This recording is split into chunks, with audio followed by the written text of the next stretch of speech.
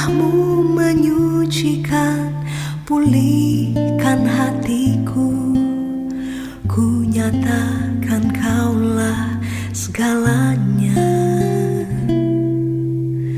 Engkaulah sumber pengharapan. Kuasa-Mu sanggup menyembuhkan. Jiwaku pun berserah hanya kepadamu. Yesus, Kaulah segalanya. Karena salib-Mu ku hidup. Karena salib-Mu ku menang. Engkau yang berkuasa, sanggup untuk melakukan mujizat-Mu di hidupku.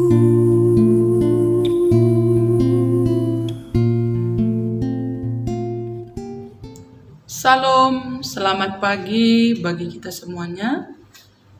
Sebelum kita memulai aktivitas kita akan merenungkan kebenaran firman Tuhan. Mari kita berdoa terlebih dahulu. Kita berdoa. Kami sungguh bersyukur dan berterima kasih kepadamu, ya Tuhan kami, Allah yang kami sembah, Allah yang kami puji di dalam Yesus Kristus. Karena pada pagi hari ini kami merasakan berkat-Mu yang luar biasa, kesehatan, sukacita, dan damai sejahtera. Bapa di dalam surga, sebelum kami memulai aktivitas kami mau diperlengkapi oleh kebenaran firman-Mu, supaya firman-Mu ini menjadi pedoman kami dalam menjalani kehidupan kami sepanjang hari ini. Di dalam nama Tuhan Yesus, kami sudah berdoa dan mengucap syukur. Amin. Saudara yang terkasih di dalam Tuhan Yesus Kristus, firman Tuhan yang menyapa kita pada pagi hari ini diambil dari Filipi 2 ayat yang ke-8. Filipi 2 ayat yang ke-8 demikian firman Tuhan. Dan dalam keadaan sebagai manusia, Ia telah merendahkan dirinya dan taat sampai mati, bahkan sampai mati di kayu salib. Saudara yang terkasih di dalam Tuhan Yesus Kristus, Rasul Paulus menulis suratnya kepada jemaat di Filipi. Jemaat Filipi merupakan jemaat yang pertama sekali dibentuk ataupun didirikan oleh Rasul Paulus. Pada saat dia menulis surat kepada jemaat di Filipi ini, Rasul Paulus pada saat itu sedang berada di dalam penjara karena banyak pergumulan, aniaya yang dia terima dari orang-orang yang iri terhadap dia. Tapi di tengah-tengah situasi kehidupan penjara pada waktu itu, Rasul Paulus menuliskan suratnya kepada jemaat Filipi untuk tetap hidup bersatu, hidup sehati sepikir, dan saling mengasihi satu dengan yang lain. Karena pada saat itu juga ada banyak ajaran-ajaran sesat yang ingin menghancurkan kehidupan jemaat, yang ingin menggerogoti kehidupan jemaat pada waktu itu. Sehingga di tengah-tengah situasi yang seperti itu, Rasul Paulus mengingatkan jemaat, menasehati jemaat Filipi untuk tetap sehati sepikir, untuk tetap mereka satu di dalam kasih, satu tujuan, dan tidak mencari kepentingan masing-masing. Tetapi sebagai orang-orang yang percaya kepada Tuhan Yesus, Paulus mau supaya jemaat di Filipi ini mengikut teladan Tuhan Yesus, mengikut teladan yang telah ditunjukkan oleh Tuhan Yesus kepada mereka, sama seperti yang diungkapkan oleh Rasul Paulus di dalam nas renungan kita ini.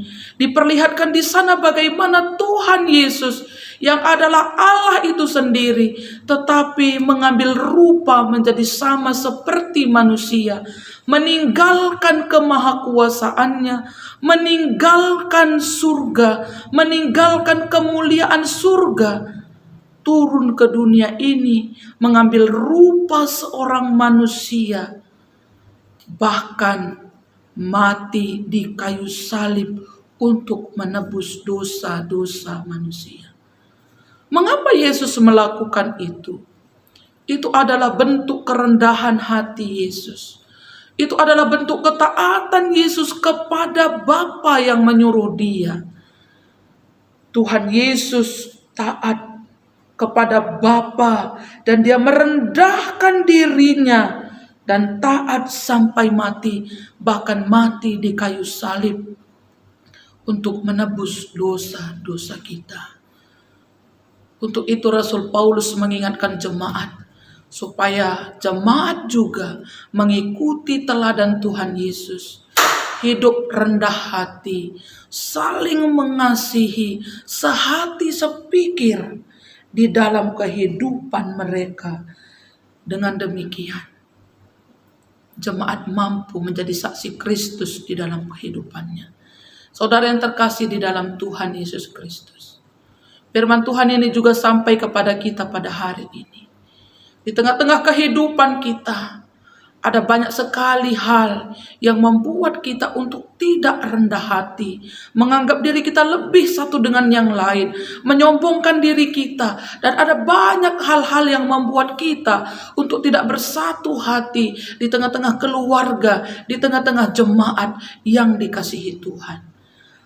Kita mau juga di dalam kehidupan kita untuk hidup saling rendah hati satu dengan yang lain, sama seperti teladan yang Tuhan telah tunjukkan kepada kita. Merendahkan hati, saling mengasihi satu dengan yang lain, sehati sepikir. Karena ketika kita mengikut teladan Tuhan Yesus di dalam kehidupan kita, kita akan hidup saling mengasihi. Kita akan bersuka cita di dalam kehidupan kita. Dan kita mampu menyaksikan kasih Kristus di dalam kehidupan kita. Ketaatan kita kepada Kristus akan membuahkan sukacita dan damai sejahtera di dalam kehidupan kita. Jadi pada hari ini, mari saudaraku, kita tetap taat kepada firman Tuhan. Kita hidup saling mengasihi dan hidup merendahkan hati satu dengan yang lain. Tuhan Yesus yang adalah Allah itu sendiri merendahkan hatinya menjadi sama seperti hamba. Dia rela meninggalkan kemuliaannya untuk kita manusia berdosa. Demikian juga kita merendahkan hati di hadapan Tuhan. Demikian juga kita merendahkan hati satu dengan yang lain. Ketika kita merendahkan hati, kita akan mampu saling mengasihi. Ketika kita merendahkan hati, kita akan bersatu hati di dalam persekutuan kita. Ketika kita merendahkan hati, kita akan bersatu di tengah-tengah keluarga kita, di tengah-tengah jemaat kita, di tengah-tengah gereja kita. Rendahkanlah hati kita di hadapan Tuhan. Mari kita saling mengasihi satu dengan yang lain. Tuhan Yesus memberkati. Mari kita berdoa. Terima kasih Bapa di dalam surga, Allah yang kami sembah di dalam Yesus Kristus. Kami sungguh bersyukur buat firman-Mu yang boleh menyapa kami pada pagi hari ini. Melalui firman Tuhan di dalam surat Rasul Paulus kepada jemaat Filipi 2 ayat yang ke-8. Rasul Paulus mengingatkan jemaat untuk boleh mengikut teladan Tuhan Yesus. Demikian juga kami pada saat ini Tuhan, kami mau mengikut teladan Tuhan Yesus. Karena Tuhan Yesus telah memberikan teladan itu kepada kami. Taat kepada Bapa dan hidup rendah hati. Ajar juga kami Tuhan untuk tetap taat kepadamu, melakukan kehendak-Mu, melakukan firman-Mu di dalam hidup kami. Dan kami saling merendahkan hati satu dengan yang lain, supaya kami boleh saling mengasihi, supaya Tuhan persekutuan kami juga semakin diberkati Tuhan. Bapa, biarlah firman-Mu ini menjadi kekuatan bagi kami dan memampukan kami menjalani kehidupan kami sepanjang hari ini di tengah-tengah keluarga kami, di tengah-tengah gereja kami, dimanapun kami berada pada hari ini. Bapa di dalam surga, kami juga berdoa Tuhan buat seluruh jemaat Tuhan di tengah-tengah GBKP Runggun Studio Alam. Kau berkati mereka Bapa.